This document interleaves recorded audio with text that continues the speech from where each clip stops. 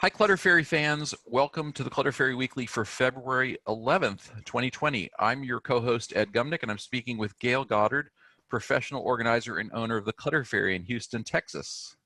Hi, everybody. The Clutter Fairy Weekly is a webcast and podcast where we offer organizing strategies and tips and tricks, answer your questions, and tackle topic suggestions that you've made on our YouTube channel and on the Facebook page and on the podcast.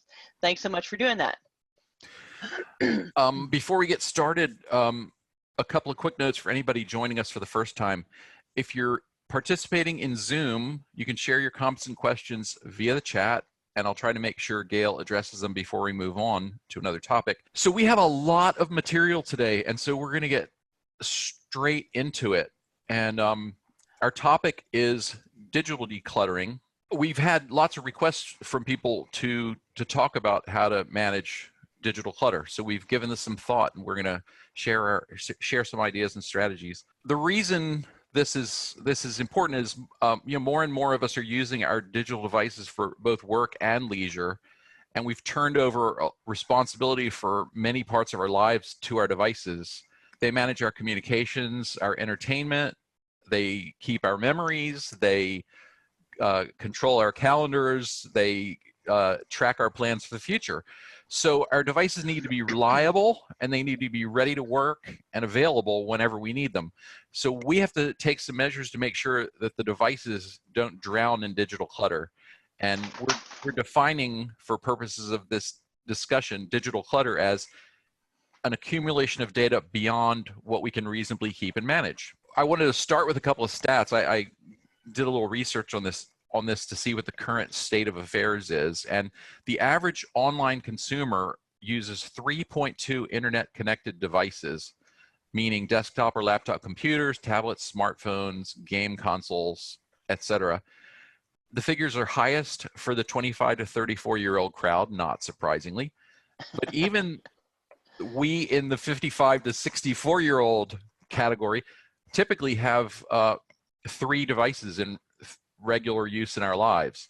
And this was a fascinating thing I found. A 2018 worldwide study found that 70% of professionals work remotely at least once a week, with 53% working remotely for at least half the week.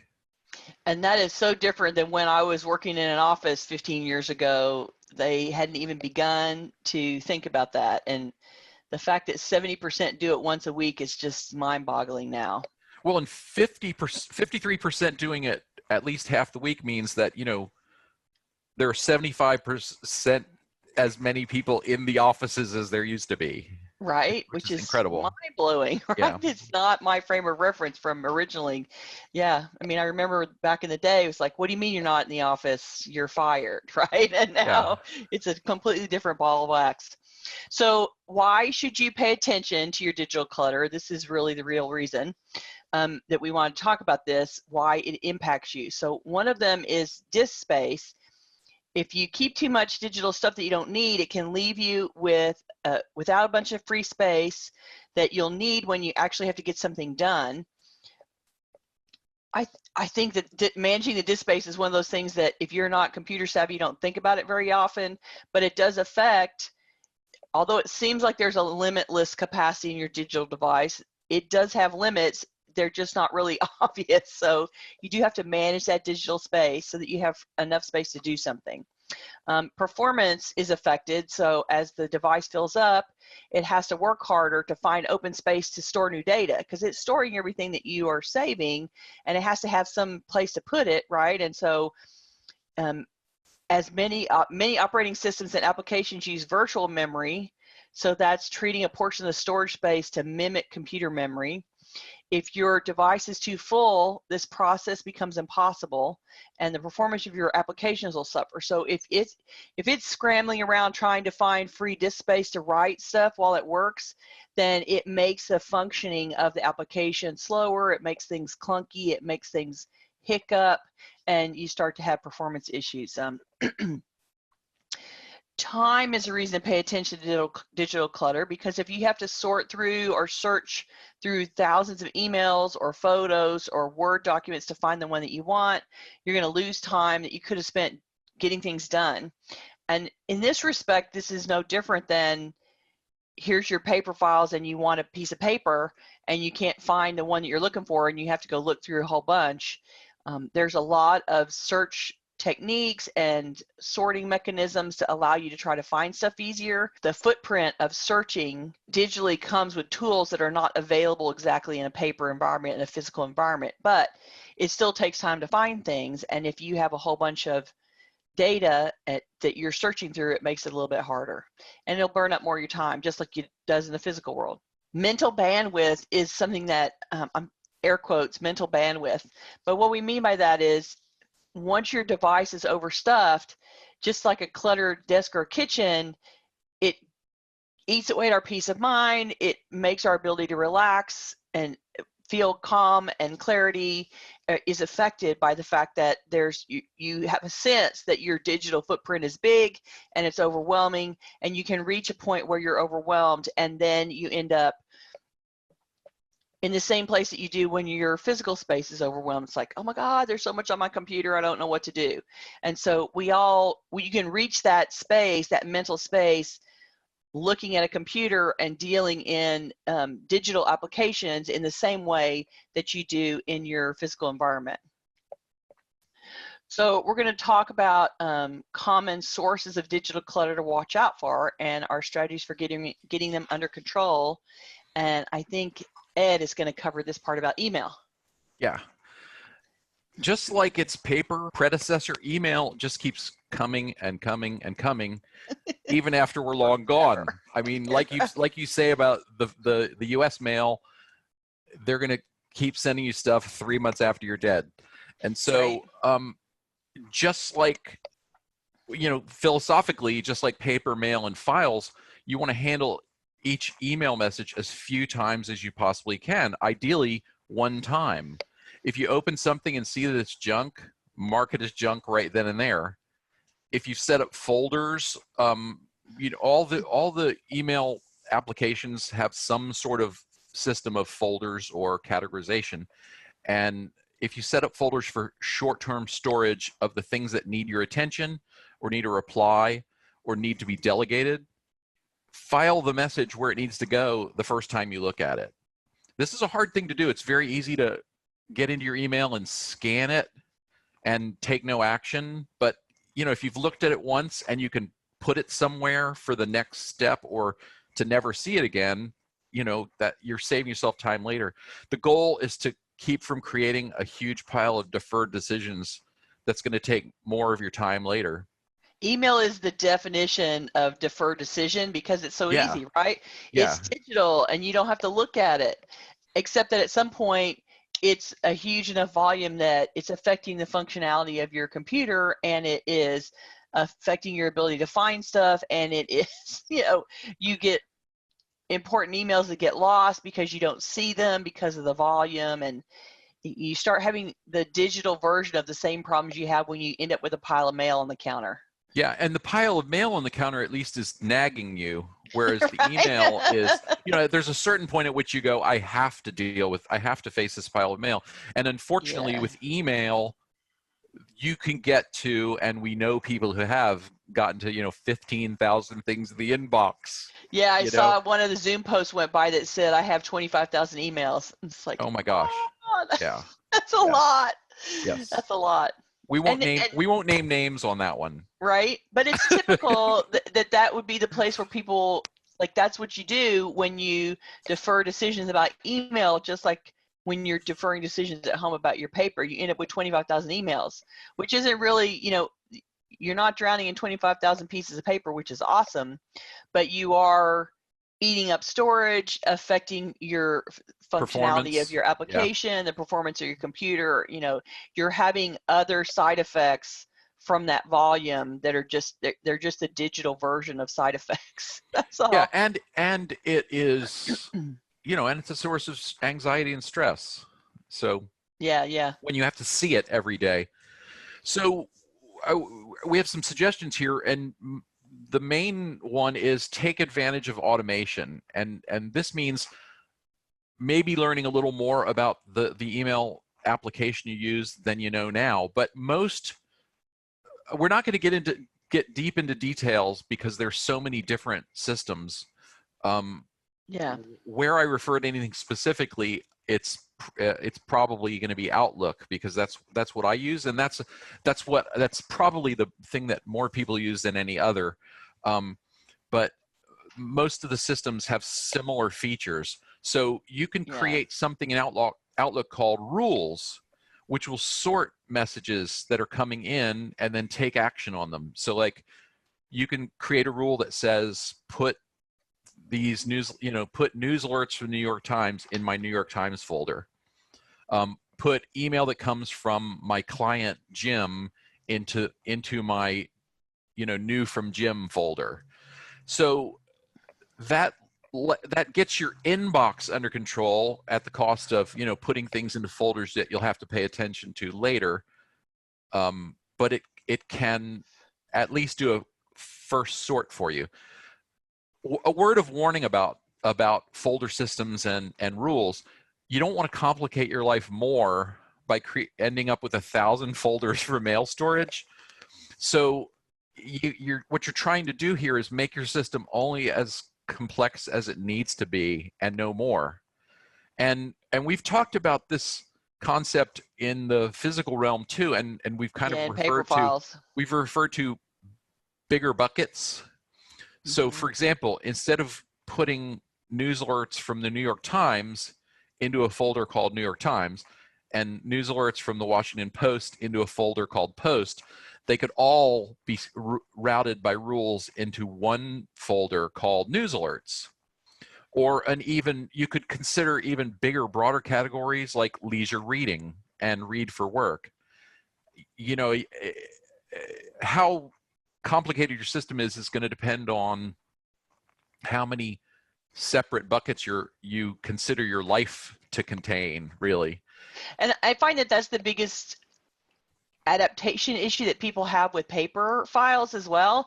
The idea that they're holding a piece of paper that's about a specific topic, and so they need a file folder that has that label on it, except that there's always a bigger bucket than what their original pick is. Right. And so everybody wants to put car insurance in a car insurance folder, but you can always have an insurance folder that has car insurance and house insurance and health insurance. And like there's always a bigger bucket, and then it makes it much easier to file and retrieve later. It's about insurance, and you go into the insurance bucket and flip through a few things to find the one that you want. And you can do this in a digital way as well. So better to have this is stuff that I need to read bucket, and all kinds of things about that you're going to read go in there. Here's my newspapers, here's my my bead patterns, here whatever kind of news stuff whatever kind of leisure reading, like you said, that you're going to do, and keep that in a separate large bucket for when you have the free time to go and read. Yeah. If your email application supports it, use scheduling features to automate your cleanup. So, time-sensitive subscriptions like news headlines, you could put them into a folder, and then set a schedule that deletes anything that's more than a month old or whatever your threshold is. Most news headlines, you're not going to care about them a month later. Right. You can use this technique for any non-critical information that comes in so frequently that you'll never keep up with every issue. Like from time to time, I've subscribed to the sort of inspirational thought of the day emails or newsletters for hobbies and sales pitches and stuff like that. Those can all be routed into folders that it all disappears after 3 weeks, because you'll always have that last 3 weeks. It's too dated after that. Like you have the time to read. Yeah, I get these things particularly like for my web development work, and there's one that I think comes every single day, and so when I go to clean up email, I end up like reading one and throwing away 6. And right, because and because you can't keep up, and they're trying to keep their presence happening, and they're trying to serve their users and put new content out all the time, because that makes them relevant and fresh, but you don't have time to consume at the volume that they're putting it out. And so if you can set up that schedule so that it kills things on the back end for you, then you always have a fresh, collection of content, but you don't have to save everything forever. Yeah. And on that subject of, what's coming in, you can consider switching away from the push model of content distribution to consuming information at your discretion. And what I mean by that is, when I say push, I mean like subscribing to things and they send you an email every day with, here's my latest blog post, here's our current newsletter. Bookmark those things and they're going to be there waiting for you. They have a lot of incentive to get you into their marketing funnel, and you don't have to consent to that. Right. So, instead of subscribing to news updates that pop up, just when you have the time and the interest, go there and look and resist noodle that around their urge. website and see what they've got. And on that same subject, listen to your gut and unsubscribe like a maniac. If you ever see a new issue of a newsletter or a nonprofit appeal, or an app notification, an annual privacy notice in your inbox, and you think, oh my gosh, not that again, let that emotional response remind you that it's okay to turn off the flood at the source. Time to unsubscribe, right? If mailers are complying with the law in the United States and Canada and most of Europe, they have to include an unsubscribe link in every email. And so somewhere down, and they will hide it at the bottom. They'll hide it down at the bottom in teeny tiny type, but they have to include it. It'll be light colored. And you should use it. If you've run out of patience with something, unsubscribe, because you can always subscribe again later. But and you can always, you don't have to unsubscribe to everything in one sitting. Every time you get one in the email and you think, I don't want that one anymore, just go unsubscribe to one.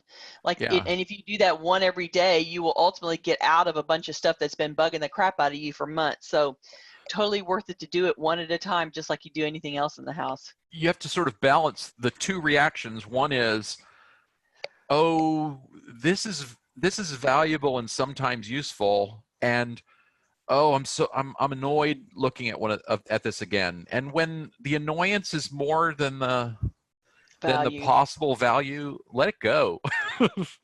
Let it go. And you can always go and find those people and check into websites, and it's not like the data is gone. It's just the daily poking is gone. Yeah. You want the daily poking to go away. And just one more word about subscription, which is, it's a really common tactic online to incentivize people to subscribe. So they'll say, if you want to read this article, subscribe, or if you want to download our white paper about such and such, subscribe. Mm-hmm. And so they're sort of, extorting you into subscribing. And so people do. And so what you should not feel the least bit bad about doing is, as soon as you get the first email from them saying, welcome to our list, hit unsubscribe. You don't have to play their game. Right? You can get the white paper and go away. Yeah. Okay, so now let's talk about project files, because this is a way that you can manage digital clutter too. Sometimes when you're working on a project for your job or your volunteer organization or hobby, you might have a copy of a file before a round of major changes. This happens a lot as people work on deadline-driven projects, or projects that are so big that it involves a lot of people, or it's going to be a lot of iterations before you get to the final product. You make a original version, you make a bunch of changes, you save a new version, you go to a couple of meetings, you make a bunch of updates, you redline it. Like there's always a million iterations of the file before you actually get to the one at the end. And the bigger the file gets, and the more copies you make, the more it's eating up space like crazy. So going through and deleting all those copies is a great thing to do to gather some space back. Maybe your work involves combining a lot of source materials, so source files for videos or music, images or text, and you're going to combine all those things into a larger final composition, a project that's going to use all of those sources into one edit. And this is how you get film, right? And the process leaves behind lots of source and intermediate files. Maybe your work involves supporting files like email threads or documents that a client or a team member provide for reference. So you're talking to people and they're making comments and you're keeping up with that in a Google Doc or in an email thread, and it's adding to the volume of stuff that goes to the project. And excuse me, for all these situations, the best solution is to create a new habit of file cleanup where you identify a milestone that signals the end of the project. And depending on what kind of work that you do, that may be when here's the magazine has gone to the printer, or here's the product has been launched, or here the event is over, or you received payment on the final invoice. Let there be a milestone that declares the project is complete. And then once you've done that and everything is delivered and everything's paid off, you can go through all the files that you accumulated and the email threads and all that stuff, and you can delete and archive and compress a whole bunch of files that you'll never need again. Of course, you can err on the side of caution, but once the product has gone to launch, once the wedding has taken place, once the whatever the event has happened, or the finished worksheet has happened, or the finished video has been put out, all the things that you use to help create it, you don't need all that as separate files anymore, and you don't need the 47 iterations that get you there. So deleting multiple copies and deleting video, file heavy, space heavy duplications is a great way to clean it up. Think of it as closing out your project. Shrink it down to the most important deliverables at the end, and let all of the excess of production and development go away and not be taking up space anymore. Clearly, while you're in the middle of it, you want access to all those things, but once the project is complete, and we universally don't do this in our own lives about anything, it's always something to learn, that the wedding is over, you have no idea how many times I've gone into people's houses, and here's all the leftovers from the wedding.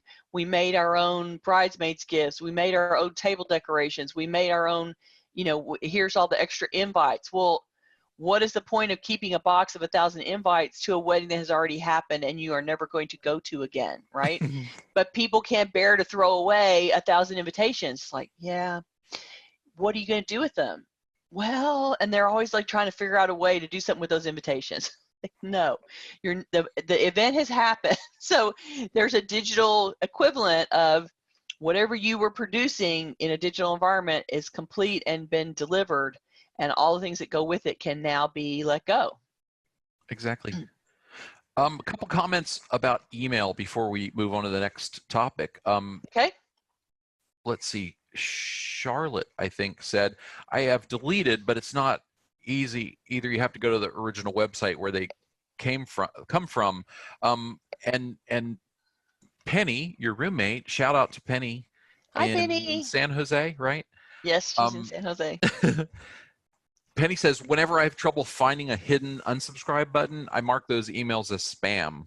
And that's a good point. Very good point. Yeah, that's a great suggestion, because if they are not following the rules, if you mark them as spam in an online program, like through your Gmail or through your Yahoo Mail account, or things like that, that counts, that makes a black mark against them, and so you're kind of serving the public good by marking those as spam. Well, and then doesn't Google or Yahoo then shunt them off into a spam folder after that? Like, yeah, once you for declare you, spam, yes, they dump it in a bucket of spam, and so right, exactly. It stops plaguing you and becomes a spam folder that you get to kill later. So. And also, usually in apps designed for reading your mail off, that download so you can read your mail offline, marking things as spam will flag that particular sender so that you won't see stuff from them again, typically. Right. So, which is good. That's a good point, Penny. Thank you. Yeah. Okay, let's talk about files carried over from old devices. And now that many of us are onto our second or third or fourth desktop or laptop computer. God help us. I have an old brick desktop sitting in the corner right now in my office that I need to deal with. And second or third or fourth smartphone, or second or third or fourth tablet. Often when we get the new thing, we have them or we ourselves copy over old data from the old one onto the new one. And we inevitably end up with some extra stuff that we don't need, like outdated versions of applications. And so our thought about this is set yourself a reminder to circle back through your old data. It's hard to do this the minute you get the new device because you typically have some work to do to learn how to use it. Yeah. But after you finish climbing the learning curve for the new device, maybe 6 months, or if that works for you, or 3 months if you're a quick study, set aside a few hours or half a day to review the files and applications that you transferred from the previous device. And you may find some things that you don't need anymore, applications that don't even work on your current operating system, for example, and those can go. You can uninstall or delete. Well, and I found too that the applications, while I'm updating my devices, the applications are also updating themselves. Like they're changing their versions, and the new version doesn't overwrite the old one. It creates a whole new application with a little icon. And so a lot of times I'll end up with 2 or 3 of the same program as they push out of newer, better, more updated version, and I don't realize it, and then I'll like, wait a minute, why are there 2 of these? Oh, that's the new one. And so I can go and kill the old one. And they don't force the old one to disappear when they create and make a new application parking space and icon and hub, right? Yeah, they should. So you get to do it. But yeah, but they don't. Sometimes they do and sometimes they don't. Yeah. Now there are applications that you can purchase or download to scan your devices for outdated apps and huge files and documents or folders that you haven't opened in 10 years, and remove what you don't need and optimize storage of what you keep. We're not going to get into any specifics about those because that's a quagmire. But we just two quick pieces of advice on that. One is proceed with caution. Not all maintenance apps are created equal. So if you plan to do that maintenance yourself, read a lot of reviews and don't be afraid to ask for recommendations from a more tech-savvy friend or coworker. Or second, hire a professional, because the reality is the explosion of remote work and the spread of computers has spawned a whole industry of freelance and independent local IT consultants. Almost anywhere you can find somebody who can come to your home or office, and you can ask for referrals from colleagues and friends, and find somebody with a good reputation, insurance, and a reasonable price. It may not be cheap, but if you can spend a few $100s and save yourself dozens of hours of time and headaches, it might be worth the investment. Well, and I think they have made all of these devices more and more and more user-friendly, so that anybody that knows nothing can pick up and use a cell phone and make the camera go and make the phone work and get into their email with some basic setup. And so there is so much, they're working so hard to make them user-friendly and sort of grab and go, that the average person that has no tech understanding can still make the things function, but then that means that there's a whole lot going on in the background that you don't understand. So letting a tech person who knows what they're doing get in there and help you clean up is, it's a worthy maintenance of your computer device, your digital device, that you spend a little bit of money to make sure that it stays in good shape, because you spend a lot of money buying it. You might as well let somebody help you maintain it. So next we're going to talk about large file formats. So there are a bunch of file types that consume a whole lot of hard drive real estate. And so that would be space on your phone as well. And of course, they keep getting better and better about storing, and it keeps getting all the devices keep creating better and larger capacity storage, so you don't have to think about it. But large files still ultimately affect performance. And so videos is the number one. Of course, if you're saving a lot of videos on your phone, if you like to record videos of your friends or your pets or whatever's going on in your life, if you have a bunch of videos on the phone, they are eating up a bunch of disk space, and storing them is crowding out other things. So usually they're going to be uncompressed, and the videos that are uncompressed take up more space, and the videos that are using older coding methods are really huge files. So if you have a lot of old videos, as the technology evolves, they get better and better about it. They function and they don't take up as much space. That keeps changing. If you've been using a cell phone from the beginning and you have a bunch of old video files from back in the day, they're probably really, really huge files. So you can look out for things that have been downloaded. For example, iTunes, you can offers the option to download movies when you buy them, but you can also just, instead of downloading them and parking them on the computer, you can just stream them, so that you are basically paying for the right to access it all the time, instead of buying and storing that file on your computer. So there are ways to interact with and own and view videos that don't require parking everything on your device. And so trying to pay attention to that, making those choices, A, so that videos don't directly park into your disk space, and then B, that you go back and maintain that disk space, will help everything function better. Music and audio files don't take as much space as a video, but they still do take up some space. And so you don't necessarily, Ed has said, we don't want to suggest that you do a deep purge of your music files, because everybody loves their music. But you probably can go through and see, you tried a song and you didn't like it, your friend suggested something, and it's just like editing your books, right? You may only be able to kill 10% of it, but you can go in and get 10% out and get rid of the music that you don't care about, or that your tastes have changed and you're not interested in anymore. I'll interject something there. Okay. I used to think you couldn't ever get rid of anything. It was like, oh, no, you have to have, yeah, if you bought an album, as we once called them, if you bought an album, you had to keep all the songs on the album Forever and ever, because it's not complete without. But the reality is, they're the artists you love and the artists you like. And if it's an artist you just like, and you like 2 or 3 of the songs, it's really okay to get rid of the ones you don't like. And that's, I understand that is a hard choice for some people to make. And just one tip I wanted to offer is, if you use iTunes, this is probably true of other music apps library that places, manage yeah. your music library, but in iTunes, you can filter, you can create smart, what do they call it? Smart playlists, I think is something like that. You can actually filter on how many times you've skipped it. Oh.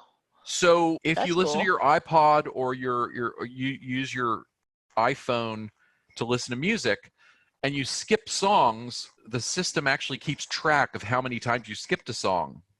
So you can create a filter that shows you the songs you skipped the most. And if you've skipped something a dozen times, you probably don't like it.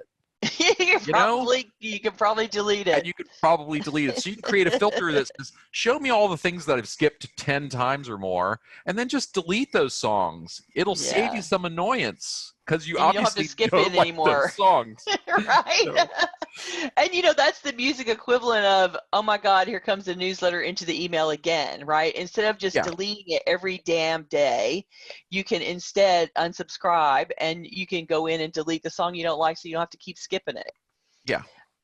Photos are the ones that take up a lot of space. Particularly, this is a problem on cell phones and cameras. They keep increasing the capacity of those SD cards. They keep increasing the capacity of the phone.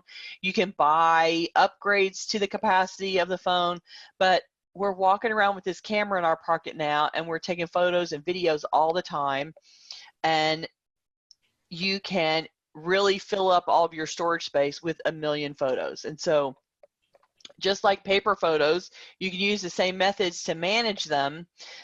You want to cultivate that habit of managing them that's proportional to the rate at which you take photos. So if you use your camera every day, then you want to dedicate time at least once a week to sorting and organizing photos to stay ahead of the accumulation. And you can start your process with a quick keep and toss pass through the latest editions and purge through things that are out of focus and indecipherable, have the random fingers in them, whatever. You will have taken 5 pictures of the same. Here's the cat laying on the floor and he looks so cute, and I'm taking 5 pictures.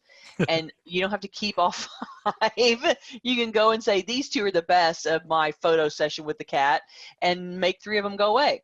Then you cut it in over 60%, and you still have really great pictures of the cats. And I'm guessing you're going to take some more later, so it'll be okay. Right.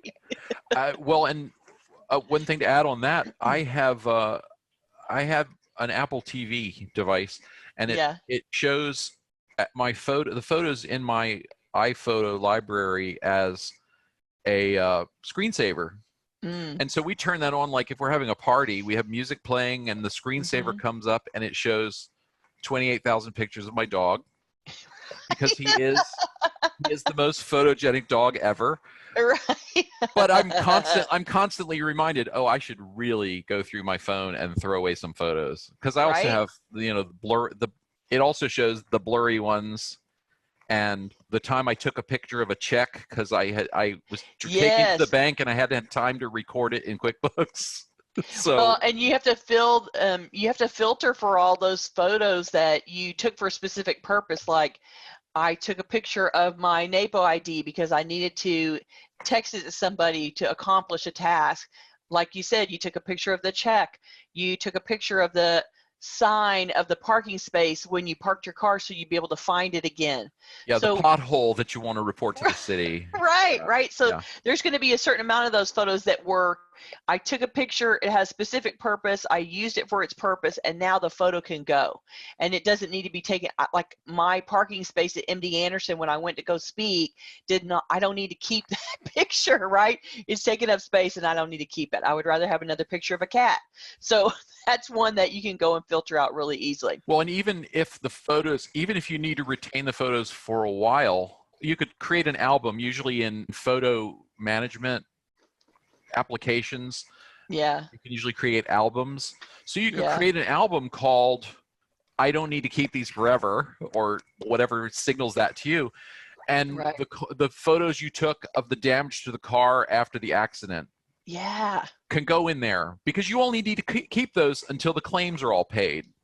And then they can go away. You don't really need to remember how bad the car looked after the accident. And things along those lines. There's going to be a certain amount of that.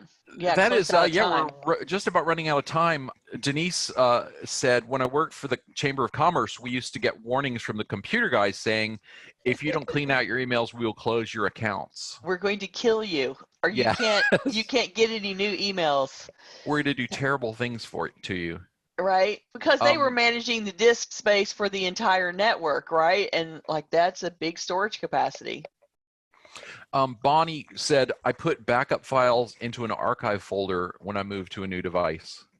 Once established, I can delete the entire folder. Oh, there you go. That works. And Darby added, I'm guilty of the cat and kids photos. Right. We all have our favorite things to take pictures of. And, I love those photos. And inevitably, I'm looking for photos of Butch, because Butch has gone to kitty heaven. And, I love being able to see the old pictures of Butch. But I also have some of those in Facebook. And so Facebook is the keeper of some of my, let them store it in Facebook land, and I don't have to keep it on my phone. There is so much to talk about in this realm that we ended up with probably almost enough stuff for another show. So Digital Decluttering 2 will be coming down the pike one of these days. Yes, we're not going to do it right away, but we will do it again. Yeah. Okay, so let me do some wrap-up thoughts here. Basically, your attention is yours to give. So there's all sorts of people that are competing for your attention, and they use all kind of tactics to get it, and they are going to appeal to you in every possible way.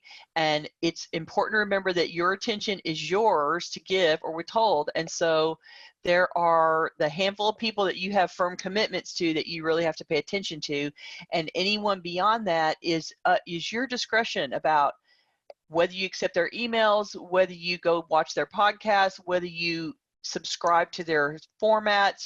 It's all up to you. And so you can manage how much clamoring there is for your attention by unsubscribing, choosing no, saying no thank you, not allowing some of that digital stuff to creep in. You need to remember that your connected devices, all of them, all your electronic devices are tools, and just like they're physical tools, they extend your capabilities to do stuff. They give you opportunities to get new knowledge and to learn and accomplish things that before we couldn't imagine doing. But just like physical tools in your garage or in your house, they work best when you invest some time to make sure that you understand them, and then you have good habits for using them carefully and well, and that you manage them as an ongoing maintenance task. So managing digital clutter isn't a one and done project, just like managing your house isn't a one and done. There is always a big cleanup project that has to happen in your digital device, just like it does in your house. But then once you do that big catch-up project, then you have to develop those maintenance habits that allow you to stay on top of it. And so cultivating those habits in that digital environment is another one of those, things to do to keep from losing your mind on the computer. You gotta go in and create some maintenance process so that you don't completely drown. And the person that has 65 million emails in their system, eventually it will be a problem. They keep increasing the capacity, but it's probably costing you somehow and creating a basically unusable inbox because it's so big. If you spend some time, you'll be glad that you did later. And you won't hit the wall, because when you do hit the wall, whether you actually run out of physical capacity or you tax your cell phone beyond its ability to function or whatever, whenever you crash the system, you know what that's like, right? You know that it shuts down because it's so much a part of our life. It shuts down everything. And so you don't want to test the system. You don't want to reach capacity, because you will then be forced in a scramble to deal with it. And I know you don't want to do that. So there you go. Gayle, let me add one more bit of useful feedback, because I know a lot of people use Gmail, and so Bonnie contributed that in Gmail you can add labels to mail and filter. So filter is the thing to look for that gives you some control over what you're seeing. Okay. We are out of time, so I'm just going to remind everybody that our next webcast will be on Tuesday, February 18th at noon Central Time, live in Zoom and streaming on Facebook. That is predicated upon yes, thank you. Our faith that my internet will be turned on in the new place. And so Gayle might be on her own. We'll see. But we'll see how well I can do without Ed in the background, but we're do our best. We're going to hope for the best. Everybody cross your fingers that he gets his internet up on time on the other end. Or I might be sitting in a Starbucks on a public internet connection. Going, oh my gosh, we don't know why this isn't working. So, that's okay. We're going to cross our fingers. If you're watching this on YouTube, we'd love for you to join us. To receive notifications about upcoming events, join the meetup group by visiting cfhou.com/meetup. Hold on. Okay. You can also follow us on Facebook by going to cfhou.com/Facebook. Okay. Or subscribe to our mailing list by visiting cfhou.com/subscribe. See, there we are, poking you to digitally get attached to us. Right. We're part of the problem. Right. I'm afraid we are part of the problem. We are part of the problem, right? We love to hear from you. Oh, yes. I just wanted to say that somebody asked, is the Zoom meeting ID the same? And yes, it is. Yes. And so if you're ever wondering where that is, you can go to clutterfairyhouston.com and look on our events page, and you'll see our weekly event. And in that event is a link to the meeting ID, and it's always the same. So it doesn't matter what week you pick, you can go in there and grab it, and that's how you can get to the meeting on Zoom every Tuesday really quickly. Yeah. Thanks. We love to hear from you. So send us your questions and topic suggestions in the YouTube comments, and you can always reach us through our website at clutterfairyhouston.com. Yes. All right, you guys, thank you so much for coming. We are really appreciative that you hung in with us for a longer. Digital is always a longer topic, so thanks for hanging with us, and we'll see you next time. Bye. Bye.